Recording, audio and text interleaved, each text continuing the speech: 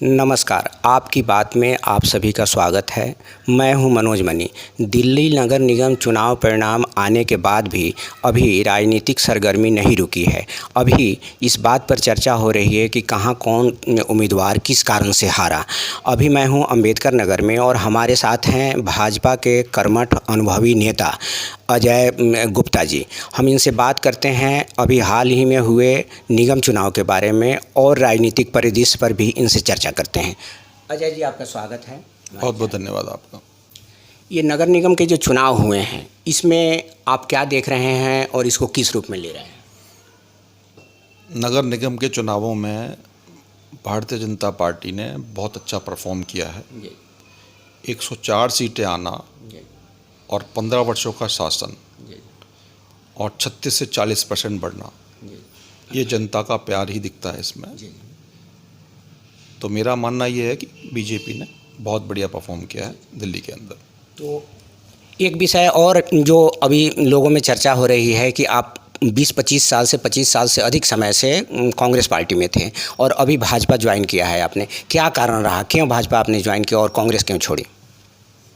देखिए, भाजपा ज्वाइन करने का कारण ये एक ही है कि मेरे लिए देश सर्वोपरि है। जी। मैं फौजी परिवार से आता हूँ जी। और मन में एक देशभक्ति की भावना है।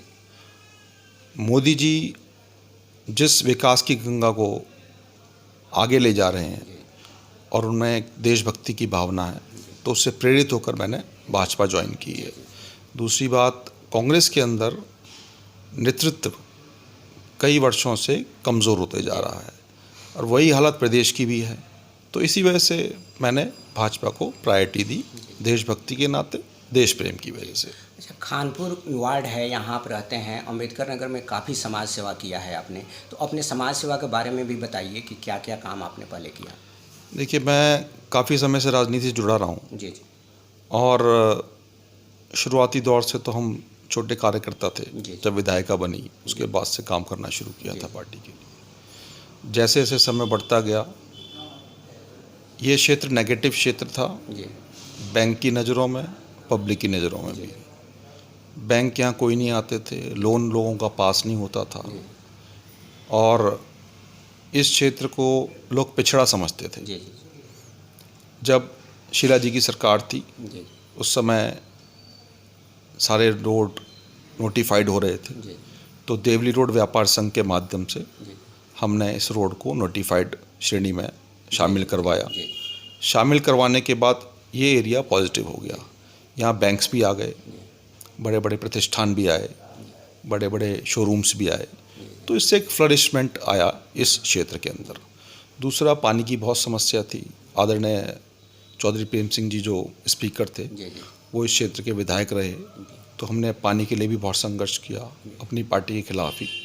और उस समय टैंकरों पे लोग लड़ाई करते थे, तो मैं विधानसभा में चौधरी मतीन अहमद जी थे और वाइस चेयरमैन थे वो जल बोर्ड के, तो उनसे भी मैंने रिक्वेस्ट की, तो यहाँ टैंकरों को बढ़वाया गया और एक स्ट्रीमलाइन किया गया टैंकरों को। हर घरों में लगभग एक टैंकर सप्ताह में उनको ज़रूर मिले, तो ये व्यवस्था बनाई। उसके बाद बहुत कार्य किए हमने इस क्षेत्र के लिए, जनता के लिए। अच्छा, मोदी जी के कार्यों के बारे में और भाजपा की नीतियों के बारे में कुछ बताइए। आप कितना किस रूप में देखते हैं? देखिए, मोदी जी राष्ट्रभक्त हैं, इसमें कोई संशय नहीं है और उनकी राष्ट्रभक्ति झलकती है। देश और विदेश की बात करें तो आज विदेशों में मोदी जी का डंका बज रहा है। विदेशी आज हमें पहचान रहे हैं। दूसरे कंट्रीज़ हमारे देश के लोगों को आज तवज्जो दे रहे हैं, पहले वो भावना नहीं थी देश के प्रति। तीसरी बात, विकास की जो गंगा मोदी जी ने बहाई है, देश में विकास आप कहीं भी देख लें, चाहे वो इंफ्रास्ट्रक्चर में डेवलपमेंट हो, चाहे वो शिक्षा के क्षेत्र में हो, चाहे वो बैंकिंग क्षेत्र में हो, चाहे वो गरीबों के अपलिफ्टमेंट में हो, चाहे वो कोरोना का समय हो, तो राष्ट्र हित के लिए मोदी जी ने हमें हमेशा काम किया है। तो उससे प्रेरित होकर मैंने उनका भाजपा ज्वाइन की। दिल्ली में केजरीवाल सरकार के जो कार्य हैं, हालांकि पार्टी तो कर रही है कि मैं बहुत अच्छा काम कर रही हूँ, सरकार भी कर रही है, लेकिन आप इसको किस रूप में देख रहे हैं, केजरीवाल सरकार के कार्य को? देखिए, केजरीवाल सरकार मेरे हिसाब से झूठे वादों की सरकार है। जी।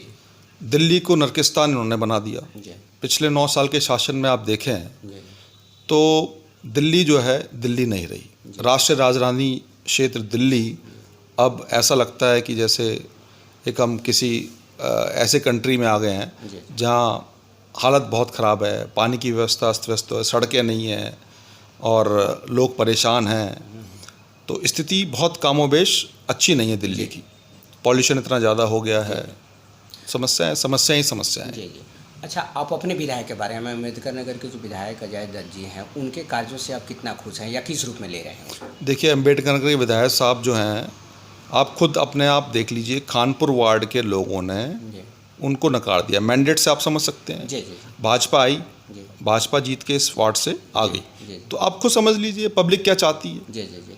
अच्छा, 2024 में संसदीय चुनाव होने हैं, आपको क्या लग रहा है कि 2024 में भी मोदी जी ही प्रधानमंत्री बनेंगे और भाजपा की सरकार आएगी? मुझे पूर्ण विश्वास है जी जी। मोदी जी के नेतृत्व में देश और आगे बढ़ेगा जी जी। और जनता उनको चाहती है। जी जी। और एक देशभक्त के रूप में हम सब उनको चाहते हैं। तो अगला चुनाव भी 24 का वही जीत के आएगा। अम्बेडकर नगर की बड़ी समस्या बताइए, क्या समस्या देख रहे हैं? आपने काफ़ी समाज सेवा किया है, क्या समस्या है? देखिए, अम्बेडकर नगर में अब हम अगर केजरीवाल साहब के कार्यकाल को देख लें जी तो मेट्रो काम अभी हाल फिलहाल में ही शुरू हुआ जी। है। ये काम बहुत पहले शुरू हो जाना चाहिए जी था। दूसरा, सड़कों की स्थिति बहुत अच्छी नहीं है, सारी टूटी पड़ी जी। हैं, आप देख लीजिए। जी तीसरा, 9 साल बाद आपको ये सुध आई कि भाई इस इलाके में सीवर डाल दिया जाए। जी। इस इलाके के पानी की व्यवस्था आप और भी इलाकों में देखें, पानी पहुंचता नहीं लोगों के पास, जी। टैंकर आज भी घर पे आते हैं। जी। तो भाई ऐसा आपने दिल्ली को क्या कर दिया? राजधानी होने के बावजूद भी आपने कुछ नहीं किया इनके लिए। आप फ्री करते रहे, लेकिन प्रैक्टिकली फ्री कुछ नहीं है। जी जी। एक भाई उसका खामियाजा भुगत रहा है जी। और एक भाई को अब 100, 200, 500 रुपये का लालच देके जी। उसको वोट बैंक अपने में परिवर्तित कर रहे जी। हैं। तो ऐसा नहीं चलेगा अब। जी जी। अच्छा, अब आगे क्या रणनीति है भाजपा को अम्बेडकर नगर में मजबूत करने के लिए? क्या योजना हो सकती है और क्या काम करेंगे आप? देखिए, भाजपा के लिए जो मुझे नेतृत्व कहेगा मैं वो कार्य करूँगा। जी तन मन धन से एक कार्यकर्ता के रूप में जी। पहले मैंने पार्टी के लिए काम किया, भाजपा के लिए काम करेंगे। और देशभक्ति पूर्ण रूप से, मैं फौजी परिवार से, तो मैंने पहले भी कहा ये बात, तो कहीं कोई कमी नहीं है। जी। पूर्ण रूप हम समर्पित रूप तरीके से भाजपा को। जी जी। बहुत बहुत धन्यवाद अजय जी आपका। बहुत बहुत धन्यवाद आपका।